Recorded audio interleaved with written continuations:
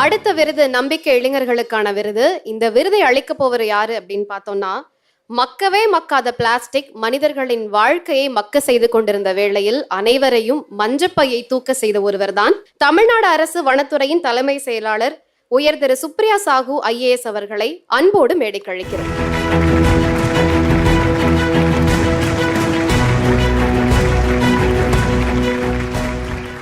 Madam கையால விருதை வாங்க போகிற அந்த நம்பிக்கை இளைஞர் யார்? அவர் செய்த அந்த மாபெரும் பணி என்ன? வாங்க நம்ம காணொலியில பார்க்கலாம்.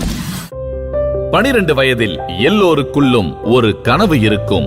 திருவண்ணாமலையை சேர்ந்த வினிஷா உமாசங்கரின் கனவு அவரை 2021 ஐக்கிய நாடுகளின் காலநிலை மாநாட்டின் மேடைக்கு அழைத்து சென்றிருக்கிறது.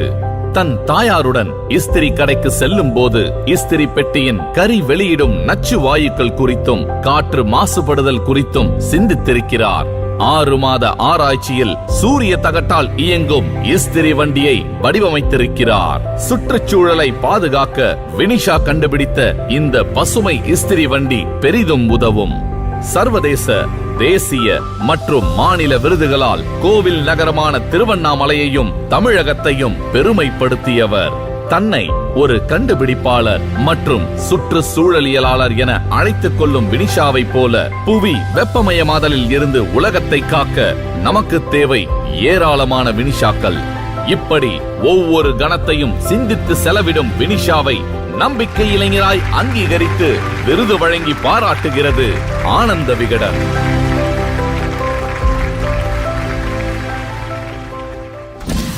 இளம் கண்டுபிடிப்பாளர் வினிஷா அவர்களை மற்றற்ற மகிழ்ச்சியோடு மேடைக்கு வரவேற்கிறோம். வாங்க வினிஷா.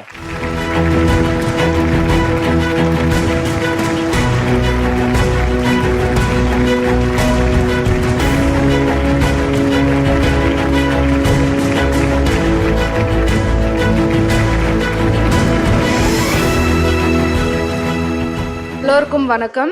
என்னோட பேர் வினிஷா உமாசங்கர். நான் திருவண்ணாமலையில் 11ஆம் வகுப்பு படிச்சுட்டு இருக்கேன்.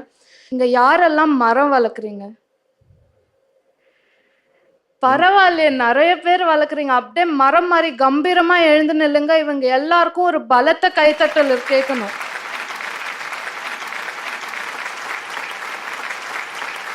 நான் என்ன சொல்றேன், இந்த பாப்பா வந்ததுல இருந்து நான் பார்த்துக்கிட்டு இருக்கேன். நாம வேணா இந்த பக்கம் போயிடுவோம். அவ்வளோ அழகா தொகுத்து வளராங்க. அவங்க வீட்டில் அவங்கள நல்லா வளர்த்துருக்காங்க. வினிஷாக்கு நல்ல ஒரு கைத்தறல் தந்துடலாம். விருதுக்கான தருணத்தை பற்றி சொல்லுங்க. ஆமா, இந்த விருதை வாங்குறதுக்கு ரொம்ப நன்றி. ஆனந்த விகடனுக்கும் நன்றி. இந்த மாதிரி ஒரு விருதை வாங்கி இந்த லோக்கலான ப்ராப்ளம்க்கெல்லாம் நம்ம ஒரு சொல்யூஷனை கண்டுபிடிக்கிறதுக்கு, ரெக்கக்னிஷன் கொடுக்கறதுக்கும் ரொம்ப நன்றி. ஏன்னா இந்த மாதிரி ஒரு ப்ராப்ளம்ஸ்க்கு சொல்யூஷன் கண்டுபிடிக்கிறவங்க நிறைய பேர் இருக்காங்க. ஆனால் நிறைய பேருக்கு தெரியாம போயிடுது அந்த மாதிரிலாம். அதனால இங்க மேடை கழிச்சு ஒரு விருதை கொடுக்கறதுக்கு ரொம்ப நன்றியை தெரிவிச்சுக்கிறேன். கடைசியா தமிழ் மக்களுக்கு மகுடம் சூட்டி அழகு பார்க்கும் ஆனந்த விகடனுக்கு ரொம்ப நன்றி. நன்றி நன்றி, வாழ்த்துக்கள். அடுத்த விருதை கொடுப்பதற்காக ஒரு மனிதர் வரப்போறாரு. ஒரு விடாமுயற்சிக்கு பேர் போன ஒருவர் அப்படின்னு சொல்லலாம். தன்னுடைய கனவுகளை நனவாக்குவதற்காக தொடர்ந்து விடாமுயற்சியோடு உழைத்து இன்னைக்கு வெற்றி கண்ட ஒருவர் தான் அவர். உயர் திரு இளம் பகவத் IAS அவர்களை அன்போடு மேடைக்கு அழைக்கிறோம்.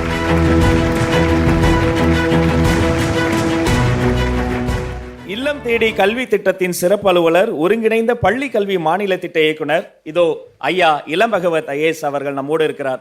நல்ல ஒரு கரவொலி தந்து நமது அன்பையும் வாஞ்சையும் அவருக்கு தெரிவித்துக் கொள்கிறோம். வணக்கம் சார். சார், நீங்க IAS ஆன கதையை ஒரு பெரிய மோட்டிவேஷனல் ஸ்டோரி. அது விகடன்ல பக்கம் அல்ல, விகடன்ல ஒரு புத்தகமாவே போடுகிற அளவிற்கு ஒரு மிகப்பெரிய ஒரு தன்னம்பிக்கை கதை தான்.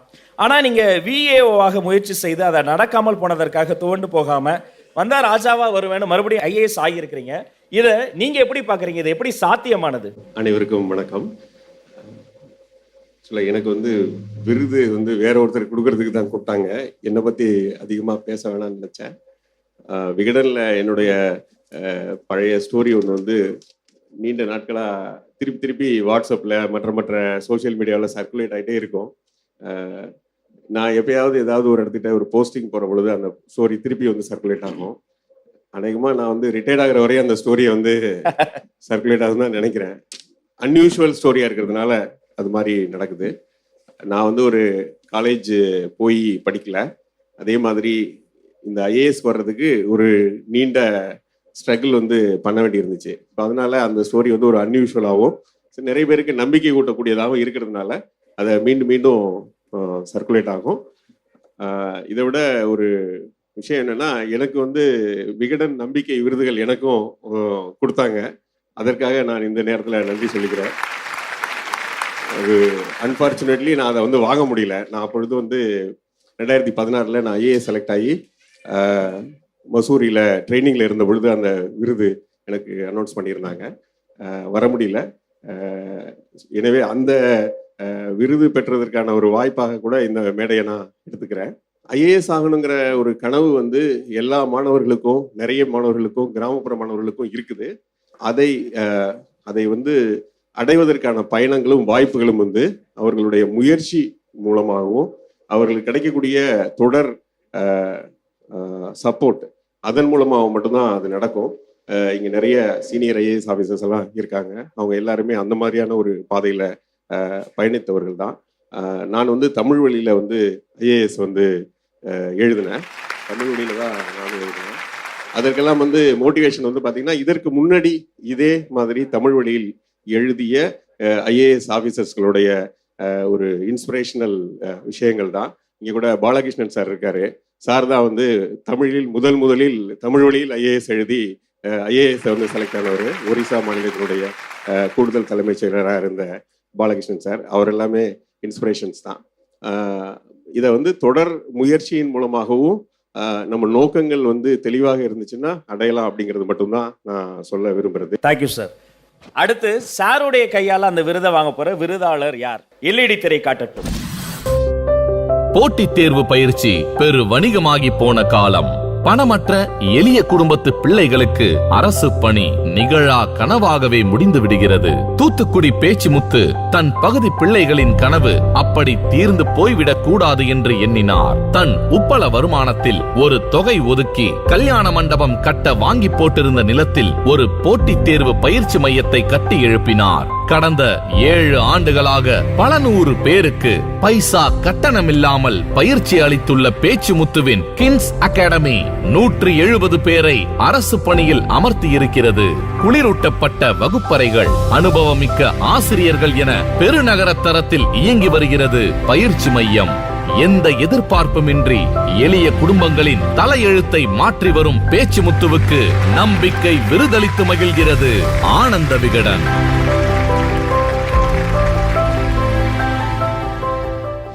பேச்சுமுத்து அவர்களை அன்போடு மேடைக்கு அழைக்கிறோம்.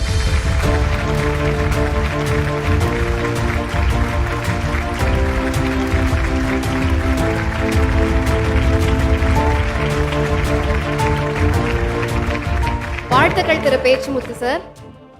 சார், உங்க பயிற்சி மையத்துல படிச்ச 170 பேர் அரசு பணிகள்ல தேர்வானப்போ உங்களோட மனநிலை எப்படி இருந்தது சார்? எல்லோருக்கும் வணக்கம்.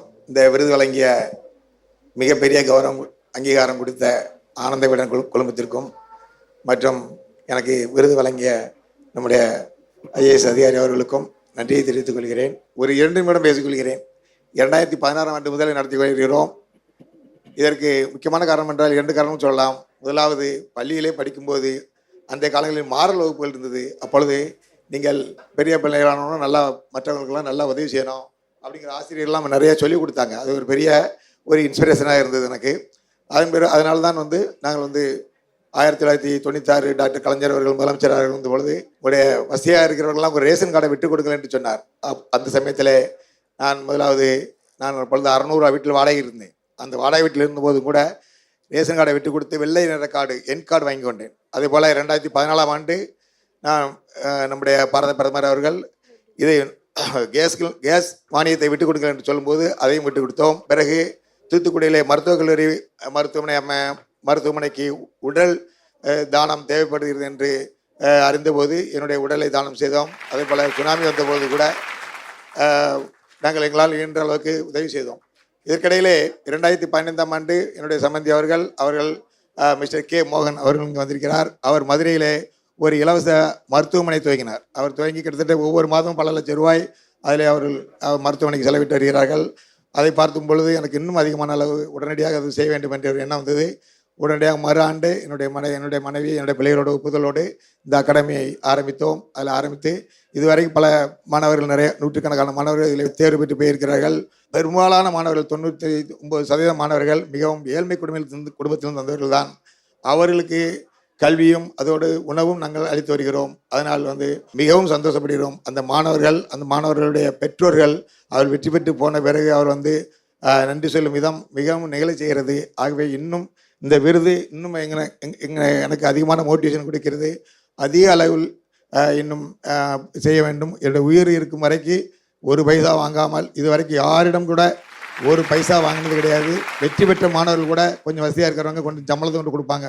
மாத சம்பளம் சார் வச்சுங்கன்னு சொல்லி கொடுப்பாங்க. அது கூட வேண்டாம் என்று சொல்லிவிட்டு இப்பொழுது வரை ஒரு பைசா கூட வெளியில் யாரிடத்திலோ நண்பர்களிடத்திலோ உறவினரிடத்திலோ யார்கிட்டையும் வாங்காமல் எங்களுடைய வருமானத்தை மட்டும் வைத்து சிறந்த அளவுக்கு நன்றாக சேவை செய்து வருகிறோம். பல மாணவர்கள் தமிழகத்தின் எல்லா பகுதிகளிலிருந்து பல மாணவர்கள் எங்கள் அகாடமியில் படிக்கிறார்கள், பயன்பெற்று போகிறார்கள். ஆகவே இந்த நேரத்தில் எங்களுக்கு இந்த அங்கீகாரத்தை, இந்த கௌரவத்தை வழங்கிய விகடன் குழுமத்திற்கு மேலும் மேலும் நன்றி தெரிவித்துக் கொள்கிறேன்.